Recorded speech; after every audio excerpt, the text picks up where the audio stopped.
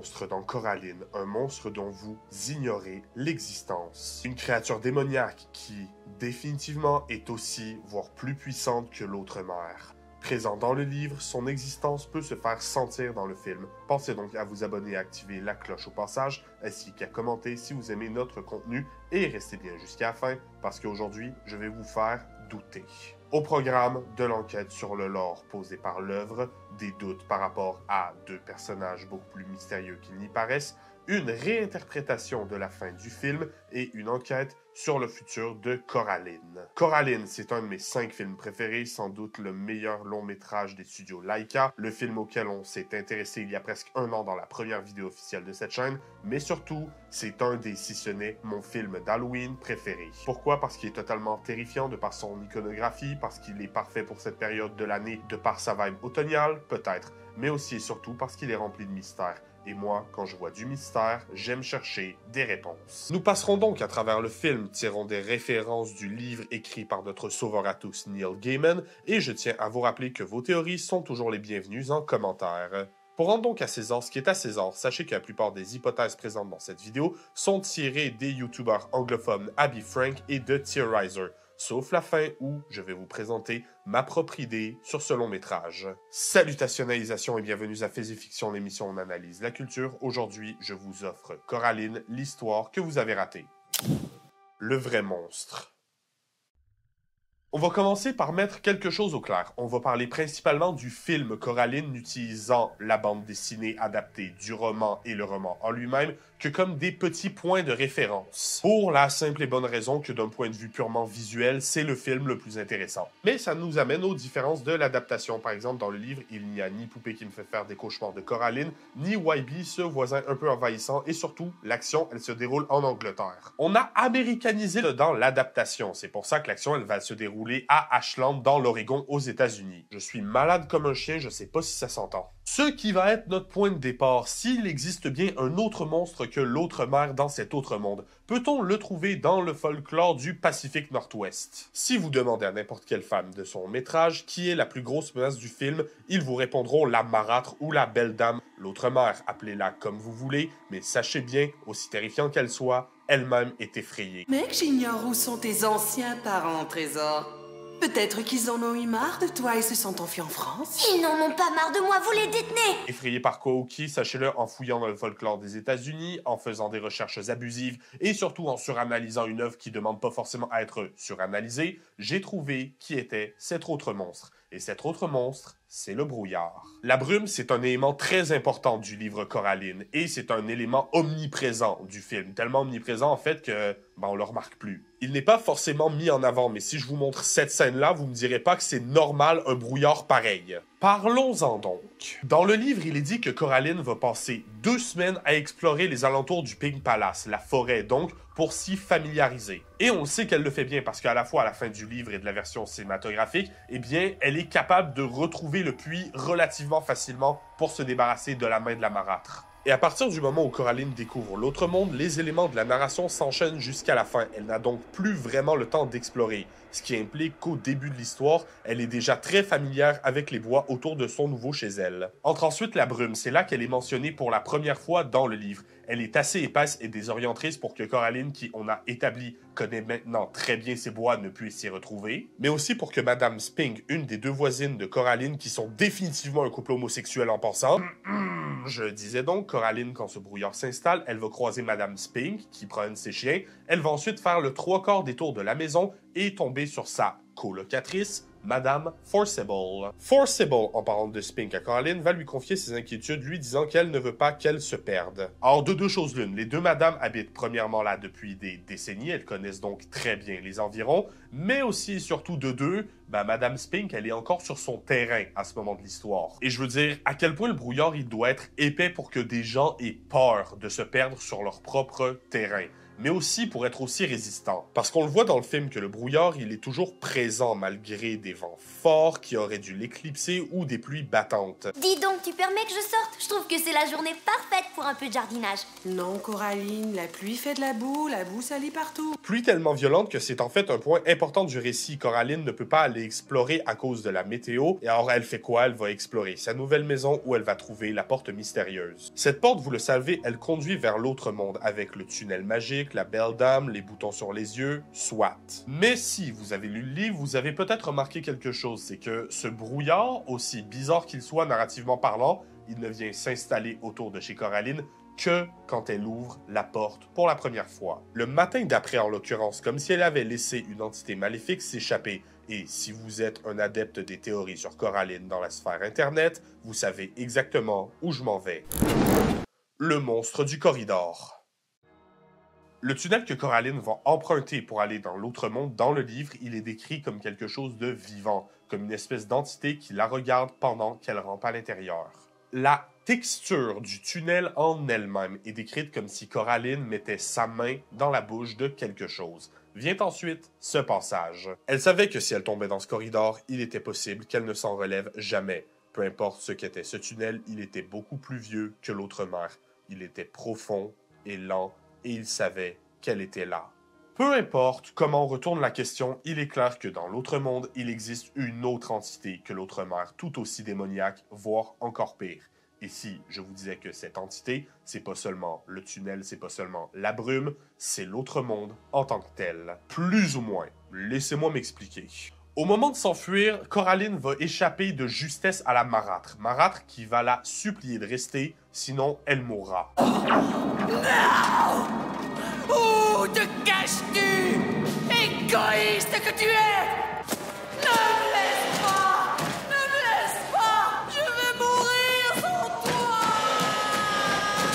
En regardant le film, on a appris que la belle dame va consumer l'âme des enfants qu'elle attire dans l'autre monde. Et que donc c'est un peu sa façon de subsister, de manger, qui a besoin de l'âme de Coraline pour survivre, et qu'elle la supplie de ne pas la laisser mourir de faim. Mais en réalité, elle est beaucoup plus dérangeante, disons ça comme ça. Oui, plus dérangeante qu'une sorcière qui bouffe des enfants, je m'en suis rendu compte en le disant. Les âmes des enfants servent de source pour les illusions de la marâtre. Elle les utilise pour se donner une apparence moins décrépite, mais aussi pour créer un monde à part entière. Elle nous a dit qu'elle nous aimait. Mais elle nous a enfermés ici et a dévoré nos vies. Seulement si pour conserver ses pouvoirs, elle a besoin de l'âme des enfants, comment ça se fait qu'au début du film, elle présente déjà une puissance colossale, capable de générer de la matière depuis rien essentiellement, pour seulement tomber beaucoup moins puissante et ne plus être capable de conserver son illusion quelques scènes plus tard. Ça, c'est sans parler que si le pouvoir de la belle dame s'amenuise à ce point, comment ça se fait que ça s'est fait d'un seul coup et pas progressivement? De deux, encore une fois, si c'est bien le cas, pourquoi elle n'a pris que 3 enfants? Ok, 4 en comptant sa tentative de prendre Coraline, pendant une existence qui, ce que les fans ont déduit comme étant au minimum de 150 ans. Surtout qu'on le voit à la fin de l'œuvre, non seulement la belle dame possède une clé lui permettant de traverser entre les mondes, mais en plus, une partie de son organisme peut totalement survivre dans notre univers. Et me dites pas que la main de la belle dame survit dans notre univers seulement parce que c'est de la matière non organique. Dans le livre et dans la BD, c'est une main biologique. La marâtre, elle pourrait totalement trouver des enfants encore plus jeunes à subjuguer et peut-être s'installer ailleurs que sous le Pink Palace, sous une garderie ou une école primaire avec des jeunes en très bas âge. Et oh mon Dieu, qu'est-ce que je suis en train de dire? La réalité, je pense, c'est que l'autre monde étant un monstre à part entière, c'est ce monstre qui se nourrit des âmes des enfants collectés par la marâtre. Et que si elle ne change pas d'endroit, c'est pas qu'elle n'en a pas besoin, c'est qu'elle est elle-même prisonnière. L'idée que je vous propose, c'est donc que la marâtre est une sorte de lieutenant de ce monstre dimensionnel. Un lieutenant qui a la charge de lui ramener des âmes pour éviter d'être elle-même consumée. Parlons de la véritable apparence de la belle dame. Elle possède des membres mécaniques et un visage décrépit. Sauf que, dans le livre, il est impliqué que la marâtre était humaine à une époque et qu'elle avait même un fils si on se fie à la chronologie mise en place par le Theorizer. La prisonnière.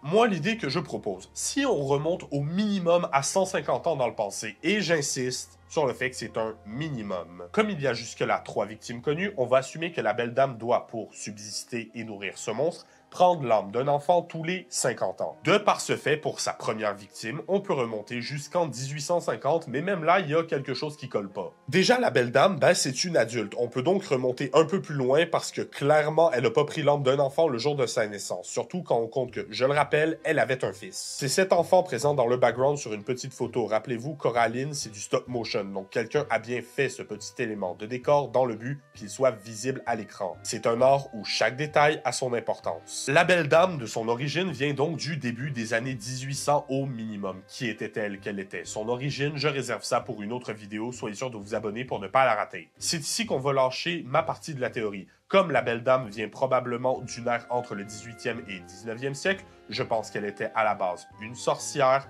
qui contactait des démons et faisait des rites païens et sataniques. Premier argument quant à cette partie de la théorie, je le rappelle, elle possède bel et bien des pouvoirs magiques qu'elle va exercer tout au long du récit. Deuxième argument, elle reconnaît directement le talisman de Coraline par rapport à ce qu'il est, indiquant donc qu'elle s'y connaît en matière d'objets de sorcellerie. Talisman, littéralement appelé une pierre de sorcière. Troisièmement, sa forme réelle. Regardez-la, elle est une morte vivante, une véritable zombie. Est-ce que vous savez pourquoi on brûlait les sorcières au bûcher? Bon, oui, vous savez pourquoi? C'était de la propagande religieuse pour garder le contrôle sur le peuple. Mais est-ce que vous savez quelle était l'implication donnée derrière cette tradition? C'était pour éviter que la sorcière ne revienne à la vie. Donc, sachant que la sorcellerie existe bien dans cet univers, si le corps de la belle dame n'a jamais été brûlé, ce qui semble être le cas parce qu'elle est là, ça implique qu'elle est peut-être revenue d'entre les morts. À noter qu'elle lancera directement le talisman dans les flammes, juste comme les sorcières étaient brûlées, pour purifier leur âme de la sorcellerie, comme si le feu était l'anti-sorcellerie parfait,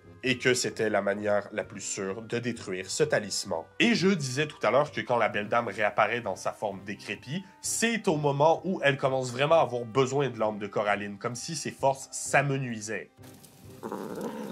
Alors, te revoilà. Et tu amènes cette vermine avec toi.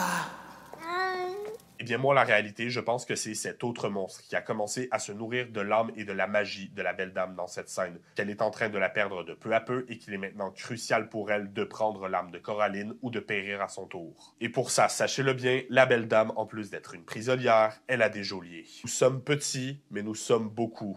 Nous sommes beaucoup, nous sommes petits. Nous étions ici avant ton apparition, nous serons ici quand tu tomberas. Ce sont ici les premières paroles de la chanson chantée par les rats dans le livre. Et si vous vous rappelez bien, dans le film, les rats, c'est un peu les émissaires de la marâtre. Habituellement, je ne chasse pas les rats. Mais celui-ci était en train de sonner l'alarme.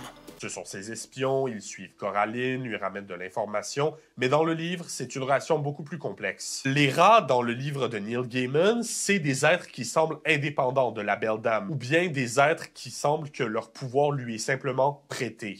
Nous étions ici quand tu t'es levé, nous serons ici quand tu tomberas. Ça implique bel et bien que oui, les rats, de toute façon, ils sont plus anciens que l'autre mère. Plus anciens que l'autre mère, ça vous rappelle pas quelque chose, je sais pas moi, comme le narrateur décrit le tunnel à la fin du roman? Il savait que si elle tombait dans ce corridor, il était possible qu'elle ne s'en relève jamais. Peu importe ce qu'était ce tunnel, il était beaucoup plus vieux que l'autre mère. Il était profond et lent, et il savait qu'elle était là. C'est la citation que j'ai mis plus haut en passant pour ceux qui sont TDAH. Dans le fandom, pour les rats, on parle soit d'émissaires d'une plus grande puissance eldritchienne, soit d'une armée de rats obéissant à une sorte d'esprit ruche, étant eux-mêmes la menace. Je vous laisse donc en débattre en commentaire. Mais vient ensuite leur deuxième couplet. Nous avons des dents, nous avons des yeux. Nous étions ici avant que tu tombes, tu seras ici quand nous nous soulèverons. Tout à l'heure, j'ai dit que la nouvelle apparence de la belle dame, c'est pas forcément relié à sa perte de pouvoir, mais si c'était aussi une punition, parce qu'à ce moment, normalement, Coraline aurait déjà dû accepter de se faire remplacer les yeux par des boutons. Et si cette autre entité avait demandé à ses rats serviteurs de la mutiler pour lui donner une leçon et lui faire comprendre qu'il n'y a pas de troisième chance. Et les rats, dans cette chanson, ils menacent la marâtre 2 fois. Ils mentionnent avoir des dents et ils disent même qu'elle va finir par tomber et eux par se lever. Peut-être un genre d'avertissement, qu'en pensez-vous? Sans parler du fait qu'ils lui disent « Nous étions ici quand tu es tombé », renforçant ma théorie comme quoi la marâtre était une sorcière qui a fini par tomber sur une force démoniaque. Et j'ai toute une autre théorie, comme quoi les rats c'est une autre force tierce qui n'attendent que de voir la belle dame tomber pour prendre le contrôle, mais malheureusement ça ne marchait pas dans la vidéo d'aujourd'hui. Par contre, le passage de leur chanson sur lequel je veux vraiment attirer votre attention, c'est celui-ci. Nous avons des dents, nous avons des yeux. Les yeux dans l'autre monde, c'est un élément narratif mis en avant. Il est plus ou moins établi que tout le monde ayant des boutons à la place des yeux sont sous le contrôle de la marâtre. Ma mère à moi, elle n'a pas les yeux en forme de Boutons, c'est ça? Est-ce que tu les aimes? Je suis ton autre mère, petite coquine. Je ne suis l'autre de personne, je suis moi. Je vois que t'as pas de boutons à la place des yeux, mais si tu es le même chat, comment peux-tu parler? C'est comme ça, voilà tout. Alors pour les rats, 3 choses. D'un, dans le livre, ils ne sont jamais décrits comme ayant des boutons sur les yeux, même si on les voit avec ces éléments de décor dans le film. De 2, dans leur chanson, ils clament avoir des yeux juste avant de menacer la belle dame, probablement une façon de lui rappeler que même s'ils travaillent ensemble pour l'instant, elle ne les contrôlera jamais. Et de 3, même dans le comics qui suit la narrative de Neil Gaiman, les rats sont dessinés avec des yeux sans boutons. C'est avec le 3e et dernier passage que l'on va comprendre leur place là-dedans et surtout leur objectif. Nous avons des yeux, nous avons des nerfs, nous avons des queues, nous avons des dents. Vous aurez ce que vous méritez quand nous nous lèverons d'en dessous. Je pense donc que la créature de l'autre monde commande les rats. Ils sont à son service, ils sont ses esclaves, ils sont son armée. Jusque-là, ce démon a seulement assez de pouvoir pour se manifester sous la forme d'un brouillard, forçant Coraline à rester chez elle et à trouver la porte, mais avec suffisamment d'âme, elle pourra passer cette barrière et asservir l'humanité. But soutenu par les paroles disant « Vous aurez ce que vous méritez quand nous nous lèverons d'en dessous ». Qui est le monstre du tunnel? C'est une question difficile, mais si la marâtre est bel et bien une sorcière, je pense qu'elle a dû entrer en contact avec un démon au cours d'un rite ou je ne sais quoi. Que cette entité aurait agi un peu comme un patron de Donjons et Dragons, lui donnant un certain pouvoir en échange de sa liberté. Surtout que maintenant, la belle dame, elle est réduite à lui fournir des âmes d'enfants pour se nourrir. Et pas n'importe quelle entité, on cherche un démon surpuissant qui est capable d'établir un contrôle mental de masse dans le but de prendre notre dimension. Moi personnellement, je pense à une sorte d'hommage caché à Cthulhu et aux autres divinités de la mythologie mise en place par le grand Howard Philip Lovecraft. Je sais que ça semble bizarre comme ça, mais prenez le temps d'y réfléchir, je vous jure que ça a beaucoup de sens. H.P. Lovecraft, en plus d'être un des auteurs qui définira ce qu'est l'horreur en littérature moderne, eh bien, c'est aussi quelqu'un qui présentait de forts symptômes de schizophrénie. Schizophrénie qui, malheureusement, ne sera jamais diagnostiquée. On parle aussi de beaucoup de symptômes pouvant se relier à la paranoïa ou à l'anxiété. Il aurait même écrit des lettres par rapport au fait de vouloir s'enlever à vie, mais toutes ces peurs, toute cette paranoïa, etc.,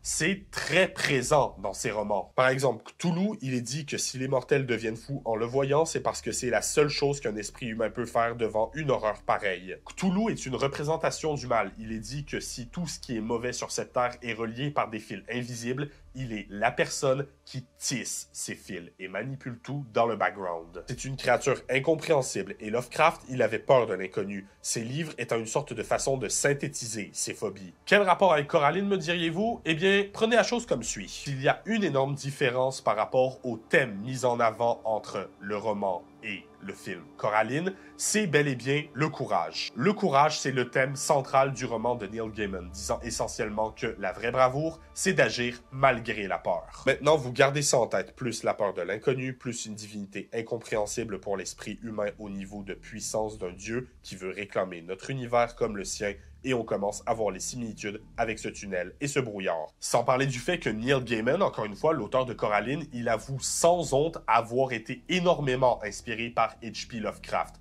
et même que c'est ce qui lui a fait découvrir le monde de l'horreur et l'occulte. Je pense donc possible que cette influence se fasse sentir ici, comme quoi un grand dieu maléfique sommeille dans l'autre monde, que cette brume est sa manifestation physique, les rats et la belle dame ses serviteurs, et qu'il a besoin de l'âme d'un enfant pour se réveiller. Heureusement qu'il lui reste une échappatoire. La fin de l'histoire. Il est plus ou moins établi que Coraline a une fin heureuse, mais ici je vais vous montrer que c'est quand même un beau ramassis de conneries. Dans le film, Coraline et Wybie lanceront la main de la marâtre avec la clé dans le puits et le scelleront. Et dans le livre, c'est un piège qui va faire tomber ladite main dans le dit puits. Mais il existe une théorie parlant de ce puits. Je sais, c'est choquant. Ce puits est définitivement quelque chose de magique. Coraline le recherche pour une raison ou une autre au début du film, et quand elle va le retrouver, on verra des champignons se former autour. Ces cercles de champignons, on appelle ça des fairy rings, ou des ronds de sorcières en français. Les ronds de sorcières, c'est un peu au surnaturel ce que les crop circles sont aux apparitions extraterrestres, dans le sens où ça arrive pour des vraies raisons, on sait plus ou moins comment ça se fait, mais il y a quand même du folklore autour. En l'occurrence, les fairy rings, il est dit tantôt que si on y entre, on peut y rester coincé pour toujours, tantôt qu'on peut devenir invisible. On peut y rester coincé pour toujours si seulement on avait déjà établi dans cette vidéo qu'une certaine personnalité maléfique était restée coincée quelque part. Mais je vous entends, blablabla, la marâtre, si elle est vraiment coincée, elle est sous le Pink Palace, elle est pas sous le puits, mais... bah non, en fait. Le Pink Palace est une maison bâtie durant l'ère victorienne, donc entre 1837 et 1901 selon le wiki du film. Mais on a déjà établi que la Belle Dame, elle a dû commencer à agir quelque part entre la fin du 18e siècle et le début du 19e. Et je le rappelle, le livre met l'accent sur le fait que le tunnel menant à l'autre monde est beaucoup plus ancien que l'autre mer. Donc il est clair que les points d'entrée vers cette autre dimension, ils sont aussi beaucoup plus anciens, et donc plus anciens que le Pink Palace bâti autour de 1837. On parle de siècles, on parle de millénaires. Et vous me voyez venir, si le puits possède bien des attributs magiques, pensez-vous possible qu'il soit lui-même un chemin vers l'autre monde? Voyons voir ça. Le puits et le tunnel vers l'autre monde sont presque identiques dans le film, autant par leur composition de plans de caméra que de par leur texture, leur forme, etc. Deuxièmement, si le tunnel du Pink Palace mène bien à l'autre monde, il est probable que celui du puits y mène aussi. Après tout, les deux tunnels pointent dans la même direction, c'est-à-dire sous terre dans une zone géographique similaire. Troisièmement, YB, il dira à Coraline, si tu tombes dans le puits, tu verras des étoiles en plein milieu de la journée. Et si, comme tu le dis, je suis une chercheuse d'eau, hein? Où est-ce qu'il est, ce puits secret? Bah, tape pas trop du pied, tu pourrais tomber dedans. On raconte qu'il est tellement profond qu'en se réveillant après avoir touché le fond, on voit un ciel couvert d'étoiles au beau milieu de la journée. Et dans l'autre monde, rappelez-le bien, il fait nuit constamment. Ce que ça implique donc, c'est que ce puits, c'est peut-être l'entrée naturelle vers cet autre monde, et que quelqu'un y a foutu un toit en bois dessus, je sais pas pourquoi, mais pensez-y. Si ce puits est bien ce que je pense qu'il est, ça veut dire que la clé à la fin du film, la Belle Dame l'a eue, qu'elle peut maintenant recommencer son petit manège jusqu'à trouver une autre victime pour satisfaire les besoins d'âme de son patron démoniaque. Alors l'autre monde, simple dimension vide, entité en elle-même ou simplement le repère d'une divinité eldritchienne. Quoi qu'il en soit, vous pouvez cliquer juste ici pour voir notre dernière vidéo ou cliquer juste là pour parler plus de Coraline. Soyez sûr de débattre sur cette théorie et d'apporter les vôtres en commentaire et tant qu'à être là pour ne pas vous abonner et activer la cloche au passage. Sur ce, je vous laisse et je vous verrai la prochaine fois pour de plus amples explorations de notre omnivore.